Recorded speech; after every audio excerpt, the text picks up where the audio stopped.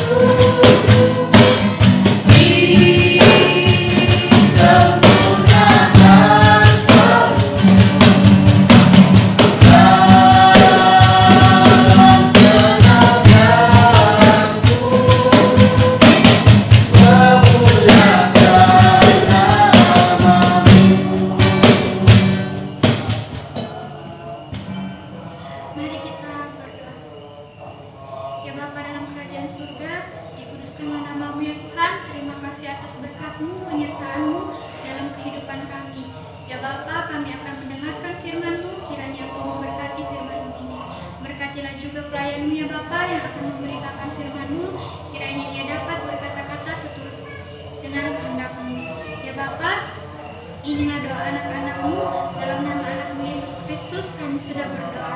Amin. Rekan-rekanku yang terkasih, mari kita sama-sama membuka Alkitab kita. Pembacaan pada malam hari ini terambil dari Injil Yohanes. Injil Yohanes pasalnya yang pertama, ayat 35 sampai ayatnya yang ke-45. Injil Yohanes pasal pertama ayat yang ke-35 sampai dengan ayatnya yang ke-45. Sama-sama kita membacanya. Murid-murid Yesus yang pertama. Pada keesokan harinya, Yohanes berdiri di situ pula dengan dua orang muridnya. Dan ketika ia melihat Yesus lewat, ia berkata, "Lihatlah, anak domba Allah." Kedua murid itu mendengar apa yang dikatakannya itu. Lalu mereka pergi mengikuti Yesus. Tetapi Yesus menoleh ke belakang. Ia melihat bahwa mereka mengikuti Dia, lalu berkata kepada mereka, "Apakah yang kamu cari?" Kata mereka kepadanya, "Rabi," artinya guru, "di manakah engkau tinggal?" Ia berkata kepada mereka, "Marilah dan kamu akan melihatnya." Mereka pun datang dan melihat di mana ia tinggal. Dan hari itu mereka tinggal bersama-sama dengan dia. Waktu itu kira-kira pukul 4, salah seorang dari keduanya yang mendengar perkataan Yohanes lalu mengikut Yesus adalah Andreas, saudara Simon Petrus. Andreas mula-mula bertemu dengan Simon, saudaranya, dan ia berkata kepadanya, "Kami telah menemukan Mesias," artinya Kristus. Ia membawanya kepada Yesus. Yesus memandang dia dan berkata, "Engkau Simon, anak Yohanes, engkau akan dinamakan Kefas," artinya Petrus. Pada keesokan harinya, Yesus memutuskan untuk berangkat ke Galilea. Ia bertemu dengan Filipus dan berkata kepadanya, "Ikutlah aku." Filipus itu berasal dari Betsaida, kota Andreas dan Filipus. Filipus bertemu dengan Nathanael dan berkata kepadanya, "Kami telah menemukan Dia yang disebut oleh Musa dalam kitab Taurat dan oleh para nabi, yaitu Yesus, anak Yusuf dari Nazaret." Tema pada malam hari ini ialah Andreas. Sekilas sosok tentang Andreas ini tidak banyak yang kenal ya. Bahkan Andreas ini mungkin sosok yang kurang populer menurut kita. Jika dibandingkan dengan murid-murid Yesus yang lainnya seperti Yohanes, Petrus, dan juga Yakobus, mereka adalah orang-orang yang mampu berkhotbah dengan hebat. Bahkan mereka juga adalah penulis ajaran Kristen. Dibandingkan dengan nama Andreas yang tidak ada apa-apanya. Bahkan kita juga bisa memandang bahwa Andreas ini dengan sebelah mata.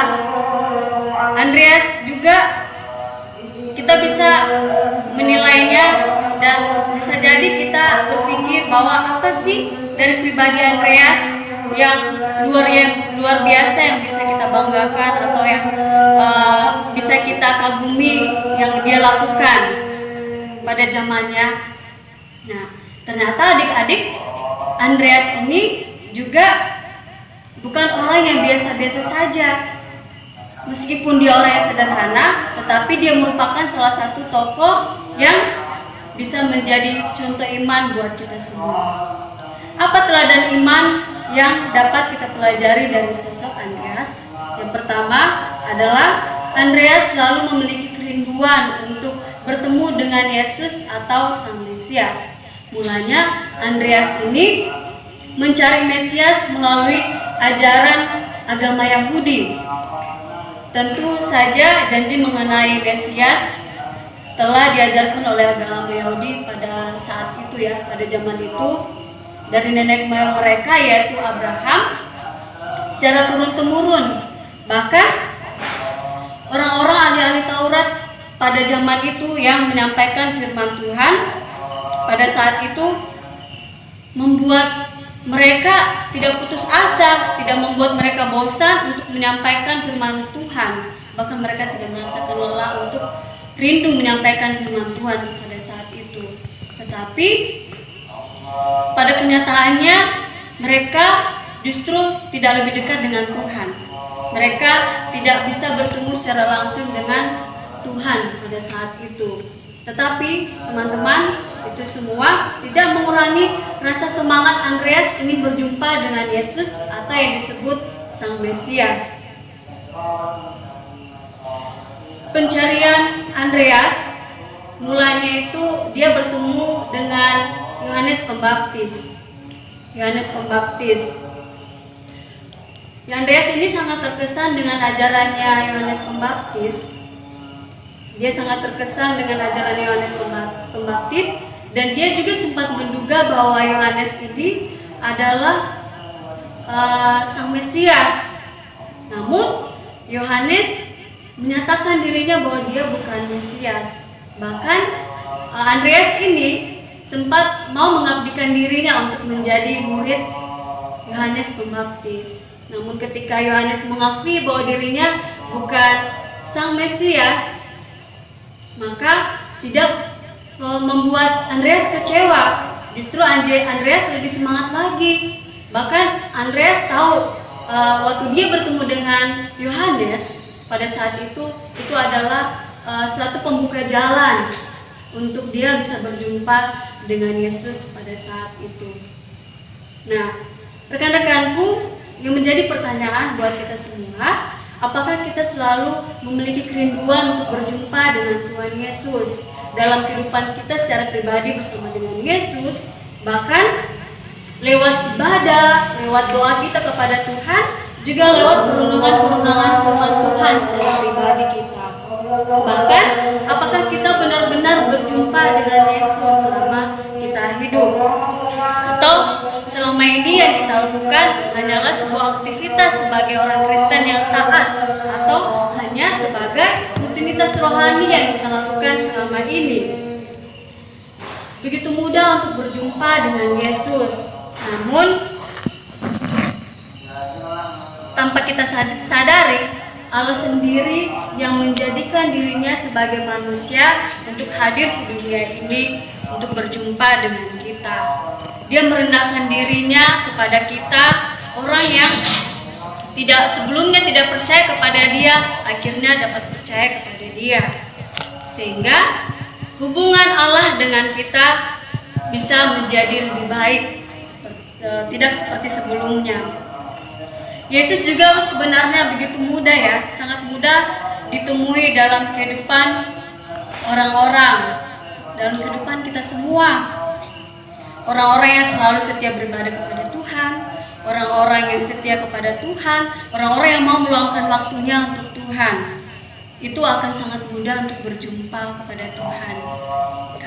Terkadang kita tidak sadari itu ya. Kadang kita berpikir, Tuhan kayaknya terasa jauh ya dalam hidup kita.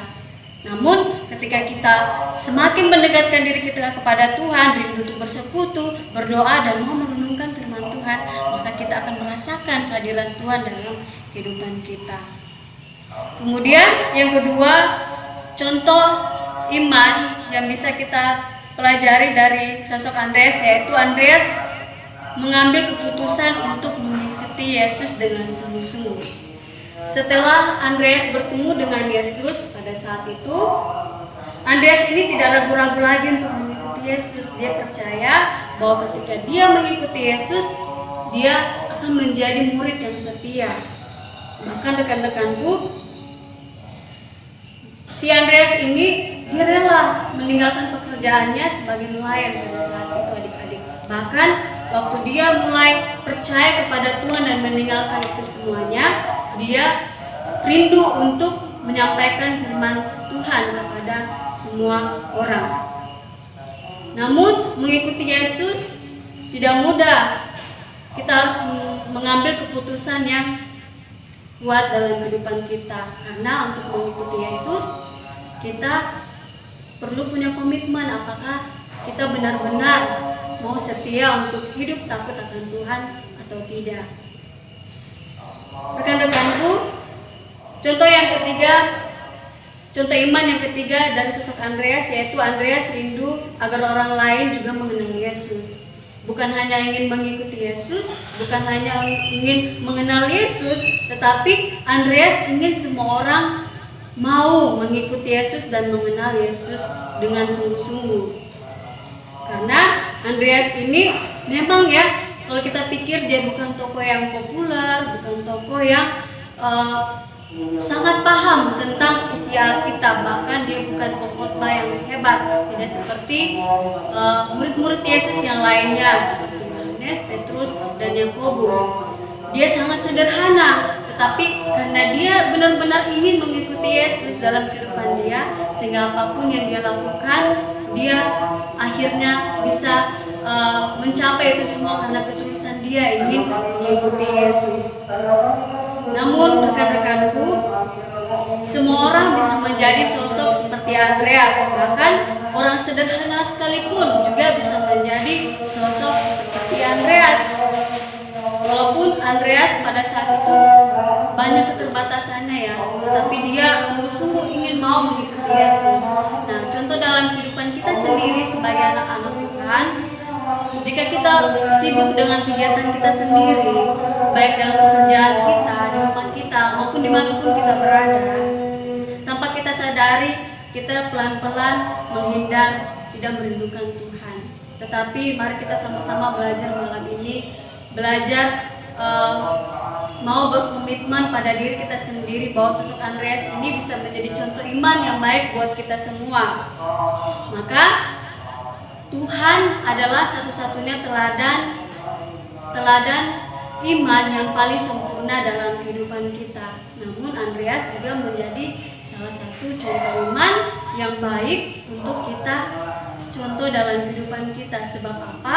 Andreas merupakan orang yang benar-benar rindu ingin mengikuti Yesus. Bahkan dia rela meninggalkan segala sesuatunya hanya untuk berjumpa dengan Yesus, yaitu Sang Mesias. Sekarang rekan-rekanku, pikirkan diri kita masing-masing, apakah sekarang ini kita benar-benar sangat merindukan kehadiran Yesus dalam kehidupan kita atau tidak. Terpujilah firman Tuhan. Haleluya. Amin. Sungguh indah firman yang kita dengarkan pada malam hari ini, kiranya dapat menjadi kekuatan dalam kehidupan kita. Merespon firman Tuhan, mari kita menyanyi dari PKJ 255, firman-Mu kupegang selalu. Kata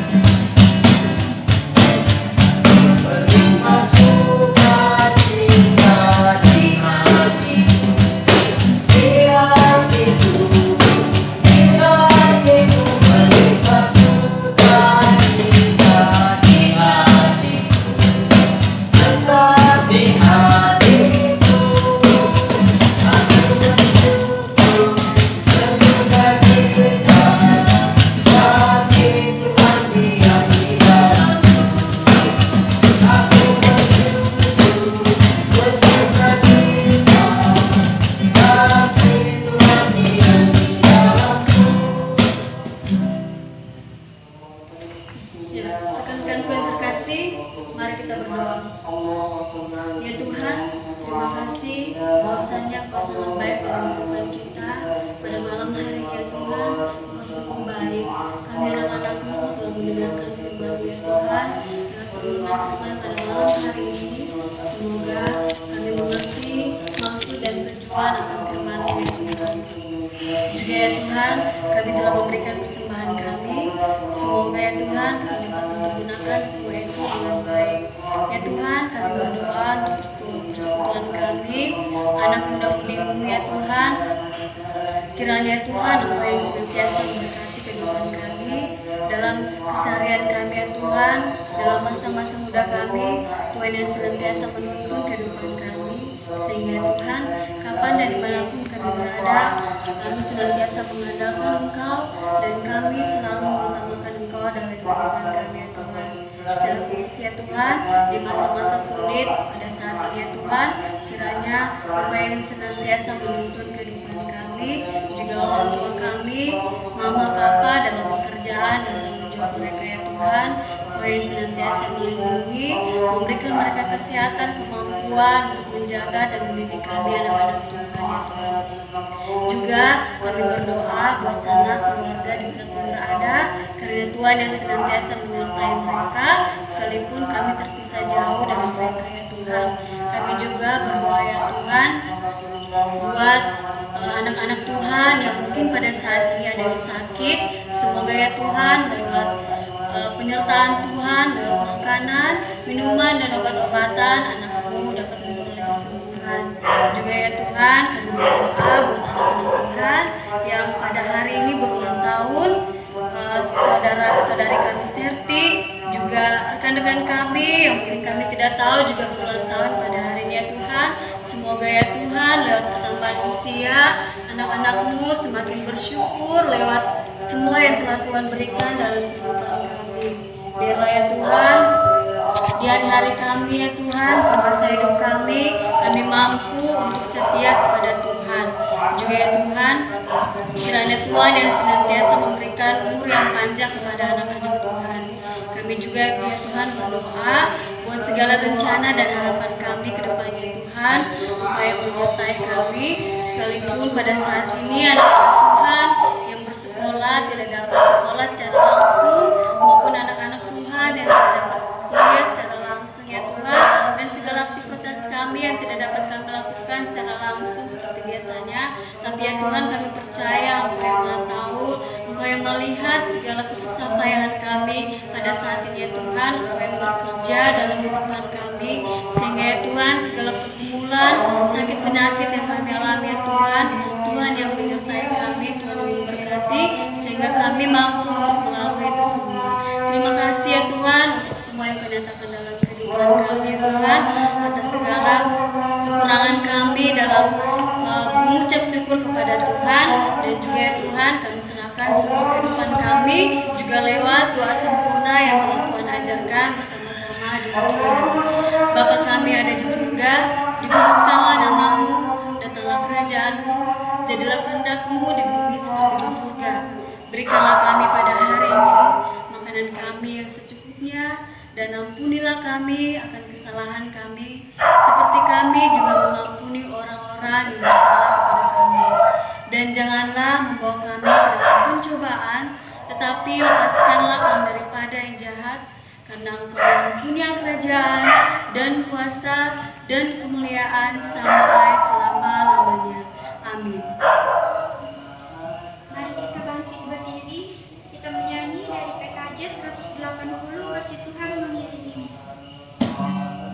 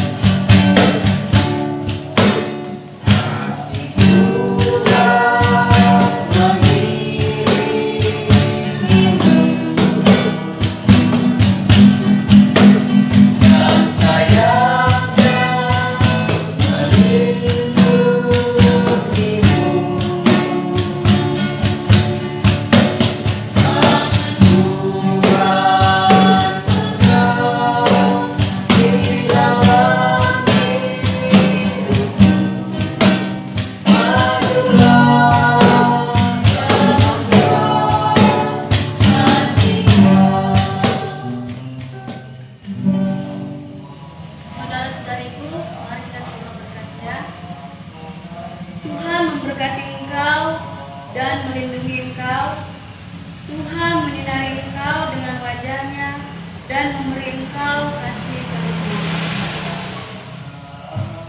Untuk mengakhiri ibadah kita pada malam hari ini, mari kita sama-sama memuji Tuhan melalui pujian Pekerja Kristus yang mulia.